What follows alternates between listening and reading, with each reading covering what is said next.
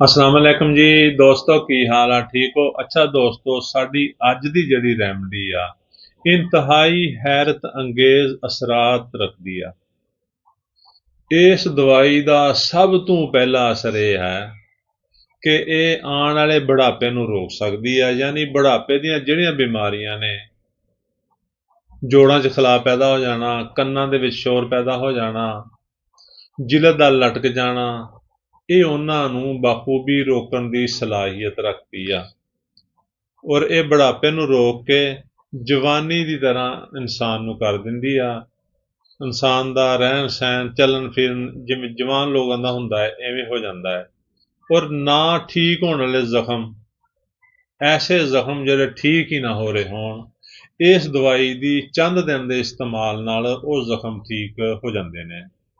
ਪਿਸ਼ਾਬ ਦੇ ਰਾਸਤੇ ਦਾ ਸੁੱਕੜ ਜਾਣਾ ਜਾਂ ਪਖਾਨੇ ਦੇ ਰਾਸਤੇ ਦਾ ਸੁੱਕੜ ਜਾਣਾ ਇਸ ਦਵਾਈ ਦੀ ਬਹੁਤ ਵੱਡੀ ਅਲਾਮਤ ਆ। ਇਹ ਪਿਸ਼ਾਬ ਦੇ ਸੁੱਕੜੇ ਹੋਏ ਰਾਸਤੇ ਨੂੰ ਵੀ ਸਹੀ ਕਰ ਦਿੰਦੀ ਆ ਔਰ ਪਖਾਨੇ ਦੇ ਸੁੱਕੜੇ ਹੋਏ ਰਾਸਤੇ ਨੂੰ ਵੀ ਸਹੀ ਕਰ ਦਿੰਦੀ ਆ। ਜਿਲਦ ਦੇ ਉੱਤੇ ਅਗਰ ਖੁਦਾ ਨਾ ਖਾਸਤਾ ਗਿਲਟੀਆਂ ਬਣ ਗਈਆਂ, ਜਿਹੜੀਆਂ ਰਸੌਲੀਆਂ ਹੁੰਦੀਆਂ, ਇਹ ਰਸੌਲੀਆਂ ਨੂੰ ਤਹਿਲੀਲ ਕਰਨ ਦੀ ਤਾਕਤ ਰੱਖਦੀ ਆ। ਅਗਰ ਇਸ ਰੈਮਡੀ ਨੂੰ ਇਸਤੇਮਾਲ ਕੀਤਾ ਜਾਵੇ, ਚੰਦ ਦਿਨ ਤੋਂ ਬਾਅਦ ਜਿਹੜੀਆਂ ਰਸੌਲੀਆਂ ਗਿਲਟੀਆਂ ਹੁੰਦੀਆਂ ਨੇ ਉਹ ਪਾਣੀ ਬਣਨਾ ਸ਼ੁਰੂ ਹੋ ਜਾਣਗੇ, ਉਹ ਤਹਿਲੀਲ ਹੋਣੀਆਂ ਸ਼ੁਰੂ ਹੋ ਜਾਣਗੀਆਂ।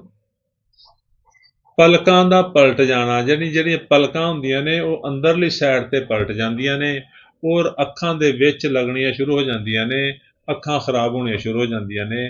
ਅਗਰ ਇਸ ਦਵਾਈ ਦਾ ਚੰਦ ਦਿਨ ਤੱਕ ਇਸਤੇਮਾਲ ਕੀਤਾ ਜਾਵੇ, 5 ਕਤਰੇ ਰੋਜ਼ਾਨਾ 2 ਘੁੱਟ ਪਾਣੀ ਵਿੱਚ ਪਾ ਕੇ 15 ਤੋਂ 20 ਦਿਨ ਇਸਤੇਮਾਲ ਕੀਤਾ ਜਾਵੇ, ਜਿਹੜੀਆਂ ਪਲਕਾਂ ਅੰਦਰ ਨੂੰ ਮੁੜ ਗਈਆਂ ਨੇ ਉਹ ਠੀਕ ਹੋ ਜਾਣਗੀਆਂ ਔਰ ਤੁਹਾਡੀ ਜਿਹੜੀ ਅੱਖਾਂ ਦੇ ਪ੍ਰੋਬਲਮ ਆ ਉਹ ਠੀਕ ਹੋ ਜਾਣਗੇ। ਬੁਢਾਪੇ ਦੀਆਂ ਹੋਰ ਜਿੰਨੀਆਂ ਵੀ ਬਿਮਾਰੀਆਂ ਨੇ ਇਹ ਉਹਨਾਂ ਨੂੰ ਠੀਕ ਕਰ ਸਕਦੀ ਹੈ। ਜੋੜਾਂ ਦੇ ਵਿੱਚ ਅਗਰ ਬੁਢਾਪੇ 'ਚ ਖਲਾਅ ਪੈਦਾ ਹੋ ਗਿਆ ਹੈ ਔਰ ਇਹ ਉਸ ਖਲਾਅ ਨੂੰ ਭਰਨ ਦੀ ਸਲਾਹੀਅਤ ਰੱਖਦੀ ਆ। ਕੰਨ ਗੂੰਜਣ ਲੱਗ ਪਏ ਨੇ, ਮੱਖੀਆਂ ਦੀ ਭਿਣਭਿਣਾਹਟ ਆ, ਇਸ ਤਰ੍ਹਾਂ ਜਿਵੇਂ ਮੱਖੀਆਂ ਭਿਣਭਿਣਾ ਰਹੀਆਂ ਨੇ ਇਸ ਤਰ੍ਹਾਂ ਦਾ ਸ਼ੋਰ ਆਉਂਦਾ ਹੈ। ਕੰਨਾਂ ਦੇ ਪਰਦੇ ਮੋਟੇ ਹੋ ਚੁੱਕੇ ਨੇ, ਤੁਹਾਡੀ ਸਮਾਤ ਕਮ ਹੋ ਗਈ ਆ। ਇਹ ਜਿਹੜੀ ਦਵਾਈ ਆ ਇਹਨੂੰ ਤੁਸੀਂ ਅਗਰ 5 ਕਤਰੇ ਰੋਜ਼ਾਨਾ ਕੁਛ ਅਰਸਾ ਲਗਾਤਾਰ ਇਸਤੇਮਾਲ ਕਰੋ, ਤੁਹਾਡੇ ਕੰਨਾਂ ਦੇ ਜਿਹੜੇ ਪਰਦੇ ਨੇ ਉਹ ਠੀਕ ਹੋ ਜਾਣਗੇ, ਤੁਹਾਡੇ ਕੰਨਾਂ 'ਚ ਜਿਹੜਾ ਸ਼ੋਰ ਆਉਂਦਾ ਹੈ ਉਹ ਵੀ ਬਿਲਕੁਲ ਠੀਕ ਹੋ ਜਾਏਗਾ। ਬਹਿਰਾਪਨ ਦੀ ਲਾਜ਼ਵਾਲ ਦਵਾ ਹੈ। ਬਹਿਰਾਪਨ ਇਸ ਕਿਸਮ ਦਾ ਜਿਹੜਾ ਕਿਸੇ ਵੀ ਦਵਾਈ ਨਾਲ ਠੀਕ ਨਾ ਹੋ ਰਿਹਾ ਹੋਵੇ, ਇਹ ਦਵਾਈ, ਇਹ ਰੈਮਡੀ ਉਹਨੂੰ ਠੀਕ ਕਰਨ ਦੀ ਸਲਾਹੀਅਤ ਰੱਖਦੀ ਆ। ਹੁਣ ਤੁਸੀਂ ਕਹੋਗੇ ਵੀ ਉਹ ਦਵਾਈ ਕੀ ਆ? ਉਹ ਦਵਾਈ ਹੈ ਥਿਓਸੀਨਾਮੀਨਮ। ਥਿਓਸੀਨਾਮੀਨਮ ਦੇਖੋ, ਇਹ 30 ਤਾਕਤ ਦੇ ਵਿੱਚ ਲੈਣੀ ਆ, 5 ਕਤਰੇ ਰੋਜ਼ਾਨਾ 2 ਘੁੱਟ ਪਾਣੀ 'ਚ ਪਾ ਕੇ ਪੀਣੇ ਆ ਔਰ ਇਹਨੂੰ ਕੁਛ ਅਰਸਾ ਰੈਗੂਲਰ ਇਸਤੇਮਾਲ ਕਰਨਾ ਵਾ। ਇਹ ਦਵਾਈ ਇੱਕ ਐਸੀ ਰੈਮਡੀ ਆ ਜਿਹੜੀ ਬੁਢਾਪੇ ਦੀਆਂ ਬਹੁਤ ਸਾਰੀ ਬਿਮਾਰੀਆਂ ਠੀਕ ਕਰ ਦਿੰਦੀ ਆ, ਬਲਕਿ ਜਵਾਨੀ ਦੀਆਂ ਬਿਮਾਰੀਆਂ ਵੀ ਠੀਕ ਕਰ ਦਿੰਦੀ ਆ। ਪਖਾਨੇ ਦਾ ਰਸਤਾ ਵੈਸੇ ਹੀ ਸੁੱਕੜ ਗਿਆ ਹੋਵੇ, ਪਿਸ਼ਾਬ ਦਾ ਰਸਤਾ ਸੁੱਕੜ ਗਿਆ ਹੋਵੇ।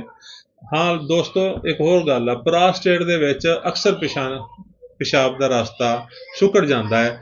ਅਗਰ ਥਿਓਸੀਨਾਮੀਨਮ ਉਹਨੂੰ ਚੰਦ ਦਿਨ ਇਸਤੇਮਾਲ ਕਰਾਈ ਜਾਵੇ ਤੇ ਨਾ ਸਿਰਫ ਉਹਦਾ ਪ੍ਰਾਸਟੇਟ ਠੀਕ ਹੋਣਾ ਸ਼ੁਰੂ ਹੋ ਜਾਂਦਾ ਹੈ, ਬਲਕਿ ਉਹ ਜਿਹੜਾ ਸੁੱਕੜਿਆ ਹੋਇਆ ਰਸਤਾ ਵਾ ਉਹ ਠੀਕ ਹੋ ਜਾਂਦਾ ਹੈ ਔਰ ਪਿਸ਼ਾਬ ਖੁੱਲ ਕੇ ਆਉਣਾ ਸ਼ੁਰੂ ਹੋ ਜਾਂਦਾ ਹੈ। ਤੇ ਸਾਡੀ ਵੀਡੀਓ ਨੂੰ ਲਾਈਕ ਤੇ ਸ਼ੇਅਰ ਕਰੋ ਤਾਂ ਕਿ ਇਹ ਵੀਡੀਓ ਮਜ਼ੀਦ ਲੋਕਾਂ ਤੱਕ ਪਹੁੰਚੇ ਔਰ ਉਹਨਾਂ ਲੋਕਾਂ ਦਾ ਭਲਾ ਹੋ ਸਕੇ। ਤੇ ਸਾਡੇ ਅਕਾਊਂਟ ਨੂੰ ਫਾਲੋ ਕਰੋ, ਸਾਡੇ ਚੈਨਲ ਨੂੰ ਸਬਸਕ੍ਰਾਈਬ ਕਰੋ ਤਾਂ ਕਿ ਸਾਡਾ ਔਰ ਤੁਹਾਡਾ ਰਾਬਤਾ ਰਹੇ ਔਰ ਅਸੀਂ ਤੁਹਾਨੂੰ ਮਜ਼ੀਦ ਅੱਛੀ ਰੈਮਡੀਜ਼ ਦੇ ਬਾਰੇ ਦੱਸਦੇ ਰਹੀਏ। ਤੇ ਦੋਸਤੋ, ਇਹ ਜਿਹੜੀ ਦਵਾਈ ਆ ਇਹ ਸਰਸੋਂ ਦੇ ਤੇਲ ਤੋਂ ਬਣਦੀ ਆ ਔਰ ਇਹ ਇੱਕ ਐਸਾ ਅਨਸਰ ਆ ਜਿਹੜਾ ਬਹੁਤ ਸਾਰੀ ਖੂਬੀਆਂ ਦਾ ਹਾਮਲ ਹੈ। ਤੁਸੀਂ ਇਸ ਦਵਾਈ ਨੂੰ ਇਸਤੇਮਾਲ ਕਰ ਸਕਦੇ ਹੋ, ਕੋਈ ਇਸ਼ੂ ਨਹੀਂ ਹੈ। ਅਗਰ ਤੁਹਾਨੂੰ ਕੋਈ ਇਹਨਾਂ 'ਚੋਂ ਕੋਈ ਵੀ ਅਲਾਮਤ ਹੈ ਜਿਹੜੀਆਂ ਮੈਂ ਦੱਸੀਆਂ ਨੇ ਤੇ ਤੁਸੀਂ ਇਹ ਦਵਾਈ ਇਸਤੇਮਾਲ ਕਰੋ। शुक्रिया। अल्लाह हाफ़िज़।